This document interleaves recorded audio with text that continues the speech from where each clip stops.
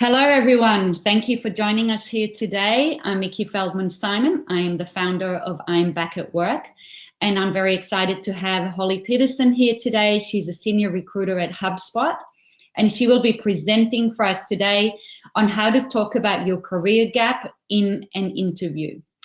And just as we get started, I want to make sure that if you haven't used the webinars before, that you know how to control the webinar panel. So your webinar panel may look like the image on the right, where it is closed up, or the image on the left, where it is expanded. And to open and close it, you click on the orange arrow up the top, and it will open or close the webinar panel. You can also, if it's now covering the presentation and you want to move it out of the way, you just click anywhere at the top of the panel and you drag it to the side so it is not in the way of the presentation. In the last 5 minutes of the webinar, we will answer any questions that you may have. To ask questions, click on the gray bar and then type in your questions in the blue rectangle underneath, and we will address all of your questions in the last few minutes of the webinar. And I am going to turn my video camera off now and pass it on to Holly so that you can concentrate on the presentation. Thank you, Holly. Thank you so much, Mickey, and hello, everyone.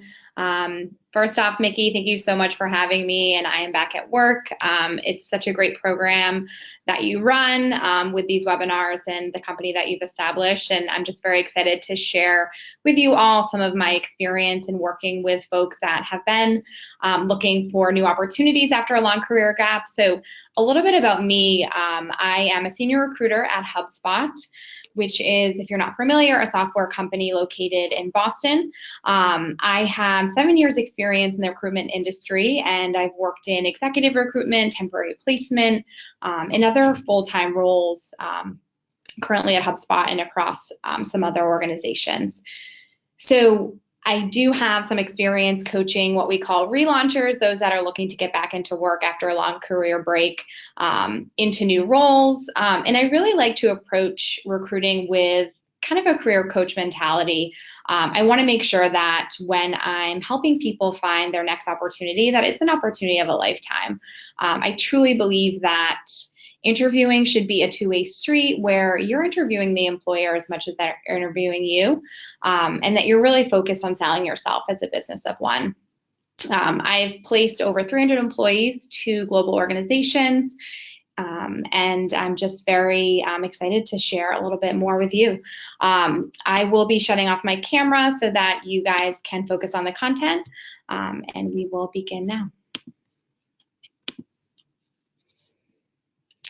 So, not sure if all of you have heard this statistic before, but 90% of people have been unemployed at some point in time in their career. So this is a staggering number, and the reason I wanted to share this was because a lot of candidates in the past have said to me, you know, I have a long career break, I feel uncomfortable about it, I feel like an anomaly, but the fact is most of us have faced a career gap or will face a career gap at some point in our career. So one good thing to know as you approach your job search is that you're in good company.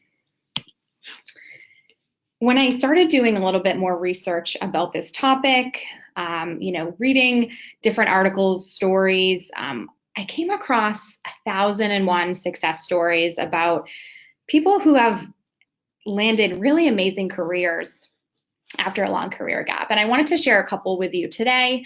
And I would definitely recommend, if you come across any online, checking them out. I think they're really inspiring. And there's a lot of tidbits that you can take from their success to help with you and your approach as well. So Hunter Madley is our Chief Sales Officer at HubSpot. He took a 6-year career break to be with his family during a trying time. And then he came back to Salesforce and became their VP of sales. So obviously, if you are all familiar with Salesforce, it's one of the largest global conglomerates out there. And he did not let a long career break stop him and his career. He really attributes this time off with helping him really understand what he's looking for in a new opportunity, how he approaches work in general. And he said it was one of the best decisions he ever made. Sandra Day O'Connor, who many of you may know as a Supreme Court justice, took a 3-year career break to take care of her children. And back in that day, in the legal industry, many people told her that she would never be able to find a job after taking a career break. It was a competitive market. She was looking at, high-powered partner roles, but she came back. She did extremely well, and then she, let her colleagues know that she wanted to be on the Supreme Court. Again, they told her that this was a male-driven industry.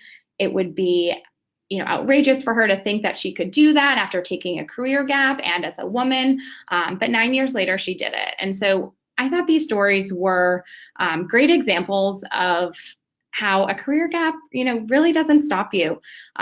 There are, again, hundreds of more out there stories that show the successes that folks have had in getting back into work.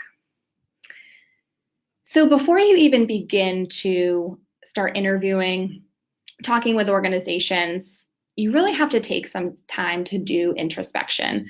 So you should really understand your intentions for getting back into work.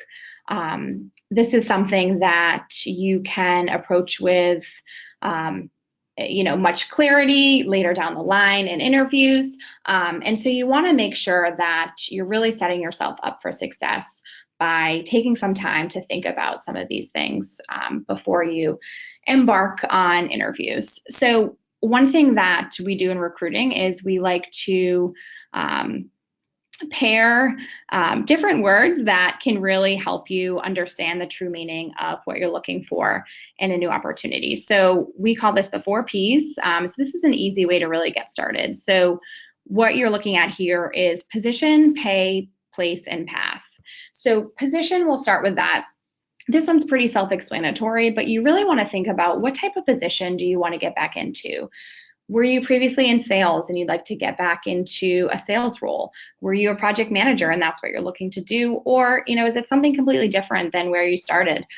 There's really no right or wrong answer here, but you want to make sure that this is defined before you start having to explicate it to employers.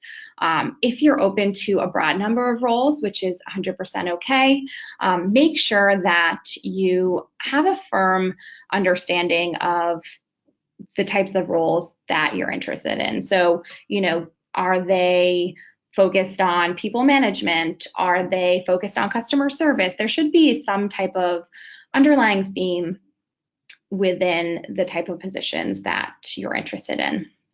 So the next one is pay. And again, this is pretty self-explanatory as well, but you want to make sure that you have a salary band that you can share with potential employers. So you really want to work with your family, with your spouse to define, what is that salary range that I'm looking for? And what's the minimum that I would absolutely accept for an opportunity? And how far can I, extend that out into my maximum?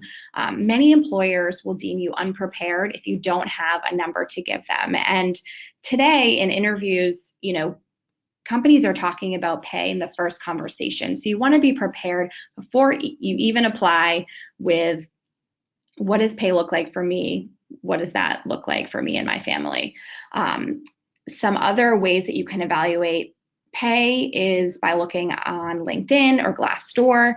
These are great websites that can give you insight into, what the market compensation is at this point in time. It may have changed since you were last in work. Your skill set may be different depending on, the type of companies that are out there. So you want to really get an understanding of, what you're worth on the marketplace. So place, again, is pretty self-explanatory, but it goes a couple levels deeper. So place would be, what kind of companies do you want to work at? Is it a nonprofit? Is it a large company? Do you care about a company's mission and their culture? Or, is making a decent salary the most important thing to you? So you really want to evaluate, again, what companies are on the market in your locale, what type of national organizations sit where you live. But some of the other deeper questions that you're going to want to ask yourself are, how do I work most optimally? So this would be, does this company offer remote work, and do I want to work remotely? Am I looking for an organization that offers work from home but also an office? These are important things you want to really suss out before you, again, start talking to employers. And if you don't have answers to some of these questions, employers may think you're unprepared to really get back into work.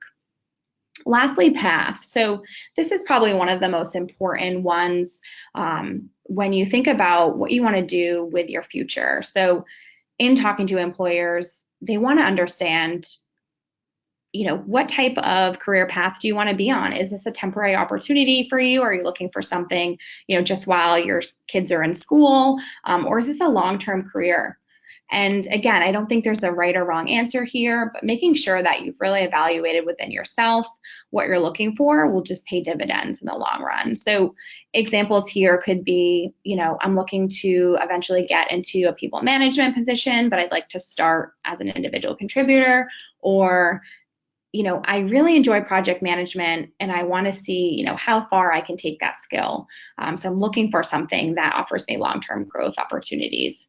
This will be, again, uber important as you talk through with potential employers your plans. So in terms of preparing your interview responses, I definitely recommend sitting down again and really going through some of the common questions you might receive in interviews, and just writing down what your responses may be.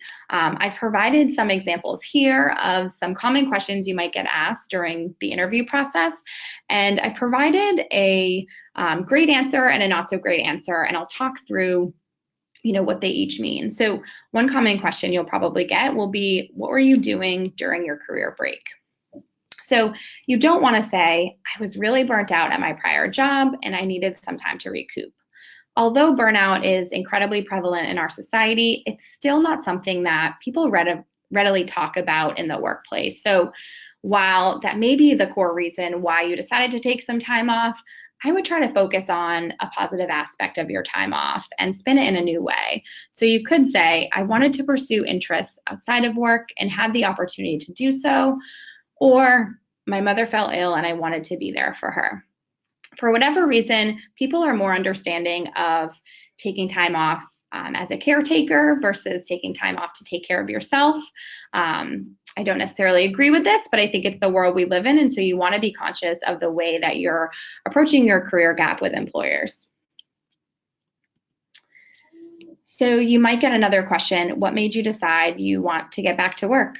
Don't say, I really need the money.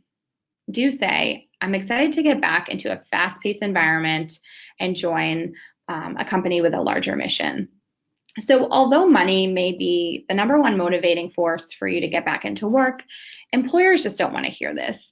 They want to hear that you're really excited and energized about their business, about the work that they're doing, or about the specific role that you applied to. So as much as you can really weave your answers to appeal to the employer, the better your chances of getting a second interview will be. So this question again, what made you decide you want to get back into work? So don't say, I need some interaction, I'm around children all day. Do say, the X role really excited me because I've always been in project management roles and it would allow me to utilize these skills to focus on your company's mission of X. So although, again, this could be the number one reason why you're looking to get back into work, maybe you're just craving adult interaction, this is not something you want to share with employers. So you really want to, again, make those answers really focused on how your work would benefit them. And, if you can share that around the perimeters of their company mission and the role itself, even better. So another question you might get is, have you kept any of your skills up to date during your time off? Don't say, with 3 kids, I had no time. Do say, I've always been an avid reader, so I followed X publication or blog to stay up to date, and managing 3 kids is an elevated level of multitasking that I've had to master to survive. So again, this could be 100% true that you had no time taking care of kids or family or whatever you were doing during your time off to stay up to date on your skills. But you don't want to let employers know that you did absolutely nothing. So if there is a publication, a blog, a video podcast that is a part of your industry, something that you could start reading and watching today, I would definitely recommend doing so. That little tidbit of information to show an employer that you're a lifelong learner, no matter what you're doing, you're staying up to date, will really benefit you in the long run during the interview process. So another question would be, what do you bring to the table that sets you apart from other candidates? Don't say, I know it's a disadvantage to have a long career break, but I was a top performer before I left. Do say, taking a career break from work has given me so much clarity around what truly motivates me as an individual and employee and how to best take those motivations to the next level. So the reason why the first answer isn't the best answer is because you never want to acknowledge that your career break puts you at a disadvantage. You really want to make sure that you are outlining your career break as a positive. Hopefully whatever you've been doing, has given you a new skill set, has really evolved you as a person and maybe even as a professional. And you want to make sure that you're really highlighting the positives of what it means to have a career break. So what I've heard many folks say to me and candidates who have had a career break is that, they feel 100,000 times more energized moving back into a new role than they did when they left their last role. So there's just more excitement, there's more energy that they have to give to a new position. And maybe, you had some time to really rejuvenate and reboot before coming back into work. So make sure, again, you're focusing on the positives and really sharing with the employer the plus sides of hiring someone that has had a career break.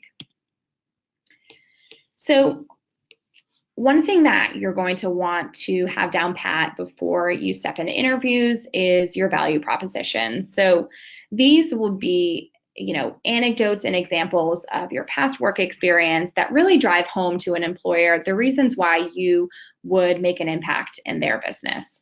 So one question you can ask yourself is, what's the business impact you've had in the past? So some of these bullets that I've highlighted are things that you can list on your resume and that you should absolutely be prepared to speak on during the interview process. So number one would be performance metrics. So, were you in sales? Were you held to a quota? How did you do against that quota? If you were a top performer in your last roles, you absolutely want to make that known on your resume, and you definitely want to make it known during the interview process as well. So if you can get a hold of some of those previous metrics, numbers, really tell bigger stories than, words ever could in today's working world. And so you want to be equipped with some of those numbers going into interviews. Highlighted accomplishments is another thing that you can add into your resume and also be prepared to speak on. So, examples of this could be, did you win an award at your last role? Did you have really high customer service ratings for a position that you were in? The last bullet, were there any initiatives or programs that you've run in the past or that you started from scratch? This could be something as simple as, you were the go-to office organizer when it came to office events, or, you did a reorganization of the files at work. It doesn't have to be something, huge and, really high level. It can be, something as small as, the fact that you, provided one-on-one feedback during company meetings. So make sure that you really think hard about some of the ways in which, you've impacted the companies you've worked at in the past and how you can bring, those same initiatives, programs, or impact to the company that you are interviewing with. So when you think about, all the ways that you can prepare for getting back into work, there are many programs out there that are definitely worth checking out. So I've listed a few of them here. There's hundreds of more, but I'll highlight a couple that I think would be beneficial to check out, and I'll talk through, what they offer. So Path Forward is an organization that provides back-to-work programs across the U.S., and they also list other corporate back-to-work programs on their website. So they have a great directory. They provide you with different blogs and resources to help you prepare for some of these programs. I think their website is definitely worth checking out. iRelaunch is another great website, and it's an organization that not only has a full directory of corporate back-to-work programs, but they share different colleges, community centers, and consulting groups that are available free of charge for those that are looking to, get back into work and to kind of build up their skill set and their skill inventory. So another great place to check out, whether or not you're looking for a paid program or you're looking for some free resources in your community.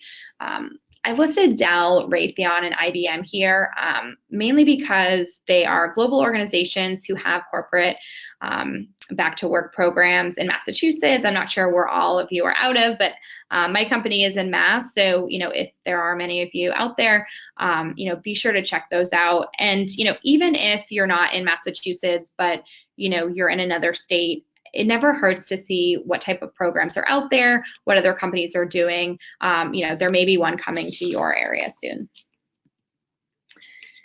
So bringing it all together and, really making sure that you are prepared going into talking through your career gap with employers. I'll leave you with these 4 items. So number 1, you want to make sure before you even start having conversations with employers that you understand your true intentions for getting back into work. So hopefully the 4 Ps will help you. And there's other resources online, other career blogs that you can check out to really help you better understand what you're looking for. Number 2, make sure you're able to articulate these intentions to potential employers. So if that means grabbing a friend or a loved one and practicing your responses, maybe writing your responses down and working on an online website that offers interviewing help. There's a lot of free resources out there. I would definitely recommend using them. I can't stress enough that the number 1 thing people do wrong in interviews is that they don't come prepared. So you could have a phenomenal background, you could be spot on for the role at hand, but if you don't have your interview responses prepared, if you haven't, practiced interviewing in a long time, that's typically where I see people fail really miserably in the process. So, number 3, be as prepared as possible before going into an interview. Taking notes is a great way to do this. Bringing those notes into your interview is absolutely acceptable and something I would definitely recommend. Lastly, number 4, have confidence and sell your career break as a positive. Again, I think there are, so many people I've helped get back into work that have really had just such a renewed sense of energy from their break. Maybe, they have renewed connections to family and friends, and so they just feel really equipped to get back into work and, to take some of those skills that they've learned, project management, being a mother, or, project management and, high-level coordination, being a caretaker, and they're looking to take those skills to the next level in their career. So if you cannot sell your career gap as a positive, your employer will never believe it. So make sure that, you give yourself credit and, really share that career gap in your best light. Thank you. Well, thank you, Holly, for that wonderful presentation with so many great tips. And now we will open our platform for questions, and we have a few questions here. So thank you, Annie saying thank you. It was reassuring to feel not alone and gave me a starting point to get ready. I'm glad to hear that, Annie. And by the way, I do want to invite you all to our Women's Only Facebook group. And the whole idea is also to create a community of women where you are not alone. And we go through the process together. You will get daily tips for advice in your job search and throughout your career. So please join me on the I Am Back at Work Closed Women's Facebook group. And we have more questions. Christina is asking, can you recommend any resume writing resources? Do Path Forward or iRelaunch have this? Do you want to answer, Holly? Yeah, that's a great question. I don't know if they have those resources. Mickey, I don't know if there's any that you would recommend. Yes, so I don't know enough about Path Forward. I think iRelaunch, I know they have like conferences where they provide those services. There's a lot of resources, by the way, free resources on the I'm Back at Work website for resume writing. And if you need more help than that, you can reach out to me. My email is on there as well, and I can connect you with some other people if you want one-on-one help with the service. There's a great webinar on the website going through that, and also the contact details of the presenter. And I would think that it's a great idea to start by yourself and follow these things, follow the guidance, and then if you feel like you need more help, reach out and get that one-on-one. What else? Shweta is asking how to answer after someone is laid off and trying to get back to work. That's a really great question. So my advice there would be, be honest, but with a grain of salt. So, if you were laid off for, purely financial reasons for an organization, they went through a major layoff, I think that's 100% fine to share as is. If you were laid off because you didn't get along with someone in your organization, I wouldn't necessarily share that. I think, you don't want to lie to an employer, but you want to share your experience in a positive light. So if it was the latter situation, you would want to say, there were some changes in management. I didn't agree with the way that business was running. And so, it was a mutual decision that, I decided to leave the organization. So there, you're acknowledging that maybe the business did lay you off because it was, a disagreement with leadership, but you're not flat out saying, I hated my manager or I hated this company. You by all means want to try to avoid, any negative comments about your prior organizations. So Rochelle, I hope that answers your question as well. Rochelle asked if I did not leave a previous job on the best of terms, despite being a top performer, is it worth mentioning that position in an interview? So one caveat there is, again, don't lie and don't hide things, because if somehow that information is, let's say, on your LinkedIn, or it does come up further down in the interviews, you don't want to seem that you were hiding that. So try and find a way that maybe you could put a positive spin on it. If you're only there for a few months, you can probably just sort of, not have it anywhere. But if you were there for a longer period of time, try and think of how you can put a positive spin on it.